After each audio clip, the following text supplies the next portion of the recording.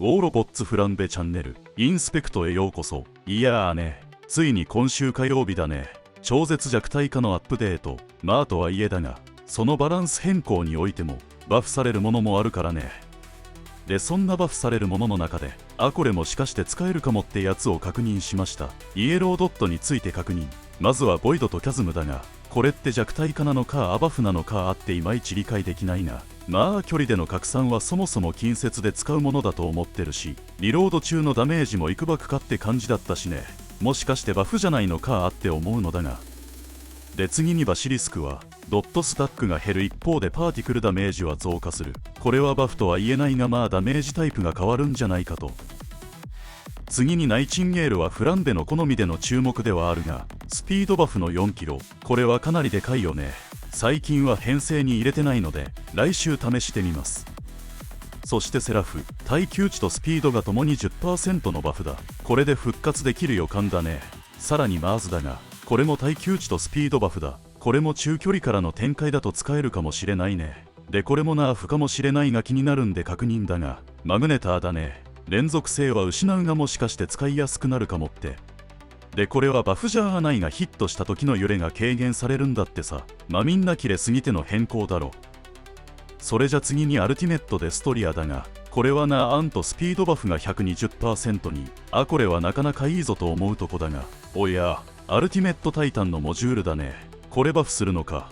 そうなのね。そうなるとアルティメットタイタンの弱体化はアーサーのみだ。つまりこの前手に入れたアルティメットミノスは今回のバランス調整で耐久値、火力ともにバフされるってこととなるがいいのか。運営ノーマルタイタンはほぼほぼ弱体化なんだがね。それじゃ最後に、これいまいち理解できないが、モジュールスロット入れ替えとは寝台入れ替えとは違うようだが、変更前後を確認しておこうか。さらにこのアクセラレーターだね。なんとスピードバフが2倍の22キロ増加だと、22キログー並みに笑ったね。かなりこれにより全体のスピード感は上がりそうだね。これは楽しみだ。で、パイロットの夫、そうなのね。ARM も対象となるそうだ。まあこれも来週ベンチマークで確認します。いかがだろう。まあそれなりに期待できるものもありそうだ。では次回は超絶弱体化で特徴あるものを確認します。ここで急遽ベンチマークの確認です。いやねえふと思ったのだが、このオットーのスキルって時間軸でのダメージバフって何%になるんだろうってね、思いまして。まずは標準ダメージとしてはダメージ60万、これを 8.1 に秒ね。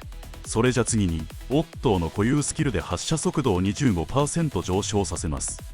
つまり ARM についても同様の効果を期待していいってこととなるよね。まあアップデート後にはきちんとベンチマークで確認するのだが、タランについてはオットー効果で 7.27 秒、そうか 111%。 まとはいえ今のイムギ装備だとルノマントの固有スキルが 15% なんでこっちが有利となるのだが、しかしダメージバフを持たないパイロットで ARM 装備となるとアップデート後にはもしかすると使えるのかもしれないよね。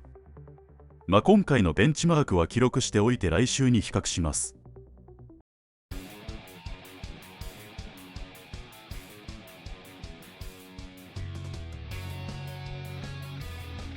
それじゃ最後の話題として、前回の変態装備ラバジャーだが自分で組み立てておいてなんだが、そういやキルタイムのベンチマーク確認してなかったんだね。フランベ自身もどの程度の火力を生み出してるのか改めて確認すると 1.28 秒だったんだね。